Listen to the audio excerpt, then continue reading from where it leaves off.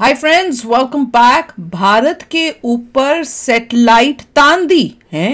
रातों रात क्या हुआ कि अचानक अमेरिका की नींद उड़ी। पीएम मोदी बाइडेन, क्या हो गया रे? चलो देखें।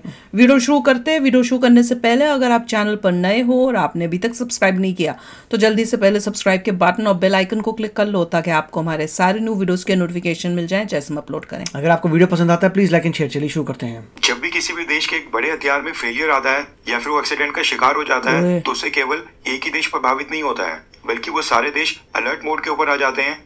जो भी उस हथियार को इस्तेमाल कर रहे होते हैं वो शामिल होता है। मान लो कि कल को अमेरिका के 2 से 3 F-35 स्टेल्थ फाइटर जेट किसी भी एक्सीडेंट या टेक्निकल फेलियर का शिकार हो जाते हैं तो इससे न सिर्फ अमेरिका में टेंशन बढ़ेंगी बल्कि उन सब देशों के लिए चिंता की बात होगी जिन्होंने अमेरिका से F-35 stealth fighter jet purchase किए हुए हैं और वो यूज कर रहे हैं। जब भी किसी मेजर डिफेंस वेपन में कोई फेलियर आता है या फिर वो एक्सीडेंट का शिकार हो जाता है तो उसको लेकर सेना और साथ में उस हथियार को बनाने वाली कंपनीज एक साथ मिलकर इन्वेस्टिगेशन करके फेलियर का पता लगाने की कोशिश करते हैं। एक फाइनल रिपोर्ट तैयार की जाती है और इस रिपोर्ट में उस वेपन के फेलियर का कारण बताया जाता है और अगर वो कारण ऐसा हो जिसकी वजह से और भी एक्सीडेंट की संभावना हो तो फिर बाकी यूनिट्स में बदलाव किए जाते हैं। अब सेम सिनेरियो भारत और अमेरिका के साथ भी हुआ है। एक मेजर डिफेंस इक्विपमेंट का भारत के अंदर पिछले कल एक्सीडेंट हो गया है और शॉकवेव्स अमेरिका से लेकर ब्रिटेन और जापान तक चले गई हैं।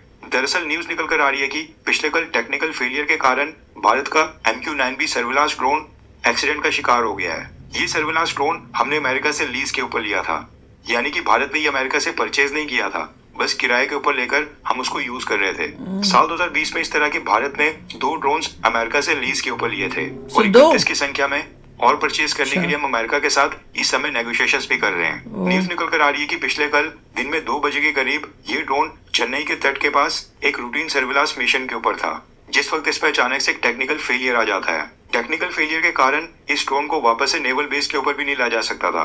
वहां पर अगर ये आउट ऑफ कंट्रोल हो जाता तो एक बड़ा नुकसान कर सकता था। इसलिए इंडियन नेवी को इस ड्रोन की एक कंट्रोल डिचिंग करवानी पड़ी। इंडियन नेवी ने कहा है कि उन्होंने पहले एक समुद्र में खाली एरिया को लोकेट किया, उसके बाद फिर इस ड्रोन की समुद्र के अंदर ही एक कंट्रोल डिचिंग करवाई गई, यानी कि धीरे धीरे इस ड्रोन के ऑल्टीट्यूड को कम करके इसको नीचे लाकर समुद्र में इसकी लैंडिंग करवाई गई। इस तरह के इमरजेंसी प्रोटोकॉल्स और स्टैंडर्ड ऑपरेटिंग प्रोसीजर्स यानी कि SOPs होते हैं। बड़े प्लेन्स की भी कई बार इमरजेंसी के समय इसी तरह से समुद्र के अंदर लैंडिंग करवाई जाती है।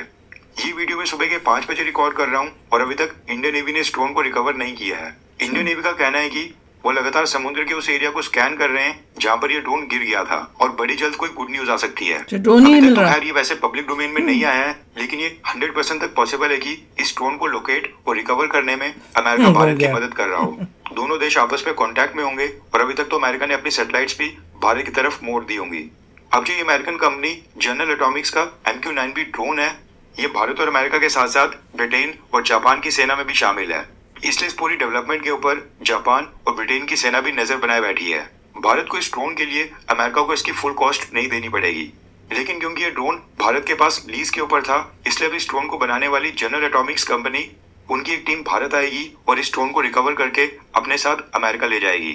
उसके बाद फिर वहां पर इन्वेस्टिगेशन की जाएगी और पता लगाने की कोशिश की जाएगी कि आखिरकार इस ड्रोन में क्या टेक्निकल फेलियर आया था। हो सकता है कि अमेरिका की सेना के कुछ ड्रोन ऑपरेशन संभालने वाले ऑफिशियल्स भी भारत में आए और इन्वेस्टिगेशन में दोनों देश आपस में कोऑपरेट करें। टेक्निकल फेलियर का कारण पता लगाया जाएगा ताकि अगर किसी कंपोनेंट में खराबी है तो उसको बाकी ड्रोन्स पे भी रिप्लेस किया जा सके। वैसे देखा जाए तो ये काफी सीरियस मैटर है क्योंकि अभी तो शुक्र है कि ये ड्रोन किसी शिप, बोट या फिर सिविलियन एरिया में जाकर क्रैश नहीं हुआ। इसलिए अमेरिका भारत की मदद से इस टेक्निकल फेलियर के एग्जैक्ट कारण का पता जरूर लगाएगा। बाय गॉड, क्या न्यूज थी।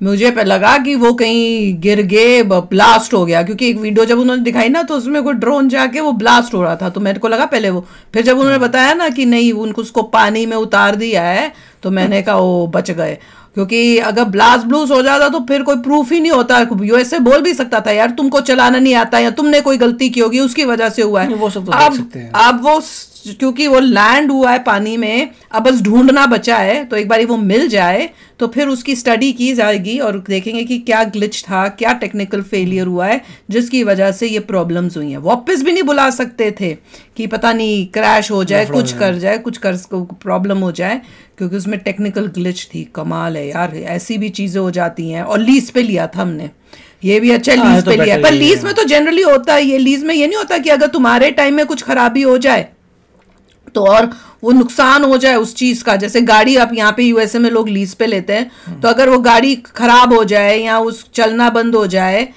तो जिसने ली है लीज पे वही उसका पूरा पैसा देता होगा क्या? मेरे को तो पता नहीं क्या सिस्टम क्या है। आपने लीज पे लिया, अगर खराब हो जाए तो आपकी गलती नहीं है, खराब हो गई, मगर इतना ज़रूर है कि आपको मेंटेन ज़रूर करनी है। आप मेंटेन करिए, उसकी सर्विसिंग कराइए, वो सब कराइए। पर खराब हो जाए तो कौन ठीक कराता है? उस पैसा कौन खर्च करेगा? जिसने दी हुई है या जिसने लीज? प्रॉब्लम है, करेगा खराब हो जाए तो आप लीज ले रहे हैं। तो इसीलिए इंडिया ने लीज पे लिया है कि चला के देखते हैं, ऑपरेट करके देखते हैं, हमें सूट करता नहीं करता। अगर सूट करेगा तो आपको ऑर्डर दे देंगे। मगर अब इंडिया यही बोल रहा है कि ऑर्डर देंगे मगर आपको मैन्युफैक्चर करना पड़ेगा इंडिया में। तो अब उस डायरेक्शन पे जा रहे हैं कि अब वो सब काम ख़त्म हो गए कि अब दुनिया भर को ऑर्डर करते रहो, माल लेते रहो, बाद में क्या होगा जब और चाहिए होंगे तो खुद मैन्युफैक्चर करना पड़ेगा इन कोलैबोरेशन, वो देख रहे हैं। और इंडिया वैसे भी ड्रोन टेक्नोलॉजी में बहुत आगे बढ़ रहा है।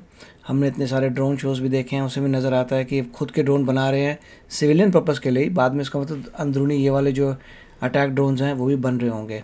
मैं तो कहती हूँ ये ड्रोन का रिवर्स इंजीनियरिंग कर रहे होंगे, मजा आ रहा है। और उसके बाद कि भैया शक ना हो तो, पर क्रैश नहीं हुआ है ना, तो वो सब नहीं चलेगा। देखिए मिलिट्री इक्विपमेंट में काफी डेंजरस होता है रिवर्स इंजीनियरिंग में, क्योंकि चाइना तो करता रहता है। ऐसे बॉक्सेस बना रखे होते हैं कि अगर आप उनके सारे स्क्रूज खोलें तो अंदर से कोई केमिकल निकलता है, पूरे को तबाह कर देता है। तो ये भी सिस्टम बहुत लोगों ने बना रखे हैं कि आप रिवर्स इंजीनियर कर नहीं पाते।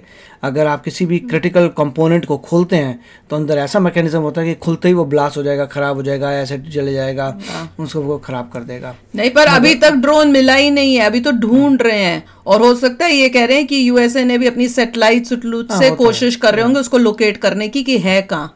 मतलब वो गिरा है पर अभी पता नहीं चल रहा, एक बार ही मिलेगा फिर उसकी स्टडी होगी। अगर उसमें कोई भी मतलब सिग्नल आ रहा है तो पता चल जाएगा।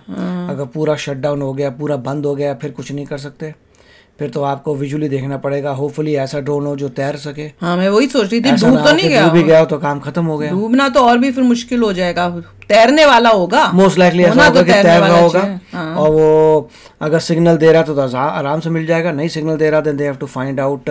सैटेलाइट से भी देख सकते हैं, ऊपर कहीं नजर आता है। बहुत ही क्रिटिकल वर्क है, इतना महंगा होता है, बहुत महंगा होता है, तभी तो इंडिया ने लीज में लिया है। पूरी जान लगाएंगे कि उसको रिकवर करें और ठीक करके दोबारा ऑपरेशन में डालें। बहुत बड़ा नुकसान होगा। अब आए कह तो रहे हैं कि अब उस कंपनी के आएंगे ऑफिशियल्स, वो इसको स्टडी करने लेके वापस जाने के लिए। मगर अगर गुम जाता है तो पंगा पड़ेगा। फिर पंगा है कि भैया मिला ही नहीं वो, फिर तो जिसने लीज पे लिया हुआ है उसको पैसा देना पड़ता है कि गुमा दी तुमने। मान लो किसी ने लीज पे दी गाड़ी गुमा दी तो आपको देनी पड़ेगी गाड़ी, आपने लीज में लिए गाड़ी, रिस्पॉन्सिबल। तो तुम्हारी गाड़ी में कुछ ऐसी खराबी थी वो अपने आप भाग के कहीं चली गई, अब हमें क्या पता। तो आई डोंट नो क्या टर्म्स एंड कंडीशंस है, मगर कॉम्प्लेक्सिटी काफी जबरदस्त है। तो चलो आप भी शेयर करना अपने थॉट्स। चलते हैं, मिलेंगे नेक्स्ट वीडियो में बहुत ही जल्द। Till then take care and bye bye. तो अगर आप मेरे इस चैनल पे नए हो तो जल्दी से सब्सक्राइब के बटन को हिट करो और बेल आइकन को क्लिक करो ताकि आपको मेरा जब नया वीडियो मैं लगाऊं